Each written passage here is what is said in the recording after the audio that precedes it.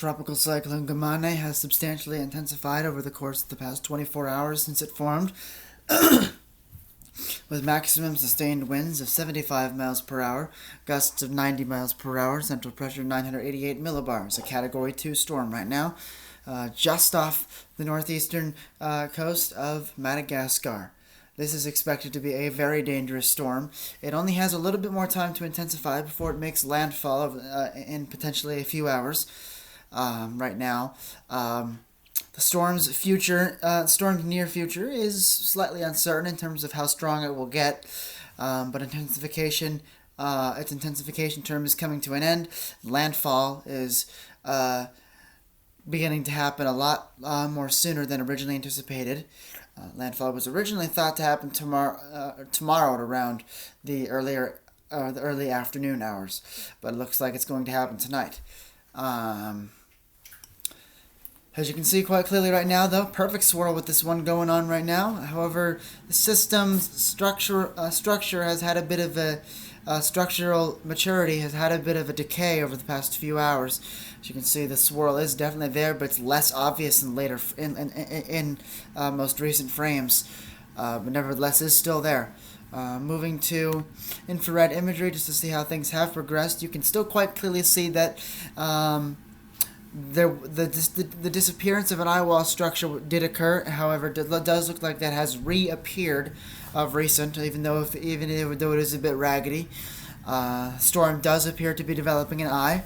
Whether or not it's going to get that a deeper eye before landfall is unknown. It's considering, as you can see, it is right off the coastline, and those core winds should be getting the coastline right now. They should be getting 70, 65, 70, maybe even 75 mile per hour winds right now. Probably closer to 70 at this time, as those winds coming ashore, and those higher gusts to possibly 85 or 90 at this time. Forecast models. The storm will, it appears forecast models are thinking that the storm will not yet make landfall. According to models, it's going to remain just off the coastline. They're just barely off the coast, starting to move south, brushing the coast, weakening in the process, which means the storm may be peaking soon. Which also means the storm may not probably won't become as strong as we once thought it would, but in which we thought it was potentially going to become a Category 4. So that's the good news. The storm will rapidly disintegrate as it heads toward the Mascarene Islands. Only a very weak remnant low it will be as it goes to that area. So things have rapidly improved when it comes to how bad of a storm this will be.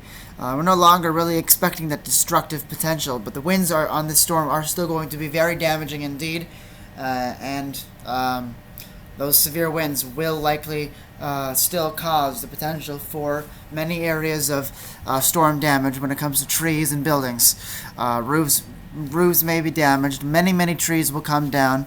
The potential for I'd say the potential for widespread fatalities is lower now with a weaker storm.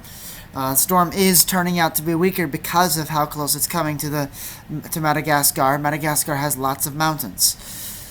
After Cyclone Gamane moves off, there isn't anything else expected, just your usual thunderstorm activity and maybe a couple of brief pop-ups of a low-pressure center for a couple of these areas in the latest frames. Maybe something near the Seychelles Islands, right there pretty much. Maybe a little trough there, but hardly anything. Really not too much to really talk about in this update. Let's how will the structure of the storm potentially shape up? Looks like they're forecasting that the storm might get a small eye over the next half a day or 3/4 of a day or so, before moving south and really just capitulating, really, as it heads toward the Mascarene Islands. The storm's not going to last as long as we thought it would. It's not going to be anywhere close to as strong as we thought it would, and earlier today was a lot more impressive than it is now, even though it was weaker then. Current wind shear values with the storm. They are favorable. 5 to 10 knots where the storm is right now. 5 to 10 knot wind shear only. Very low, very favorable indeed. sea surface temperatures underneath the storm at this time, right off the coast of Madagascar, they are 28, 29 degrees Celsius, so they have lowered a bit since then because the storm has been lingering over the area, so 28 to 29 degrees Celsius at this time. As the storm heads toward the south, water temperatures will go 27 to 26 degrees Celsius, which is not enough to sustain a powerful storm, and it's going to also run into more wind shear, so that's why it's going to completely just fail as it goes toward the Mascarene Islands.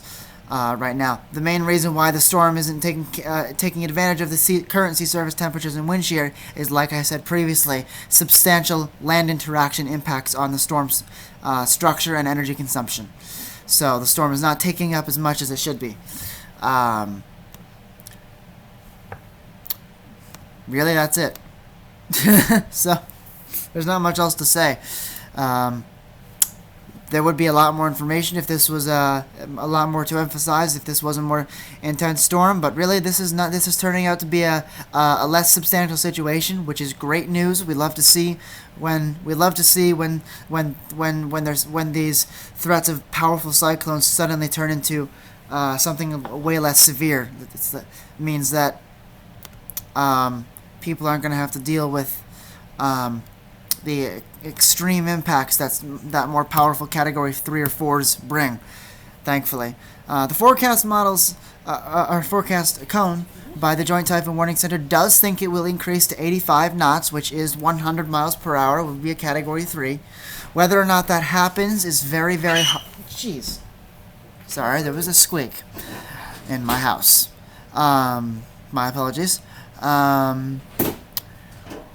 Whether or not that intensification to 85 knots actually occurs is unknown. As I said, land interaction is occurring with this system.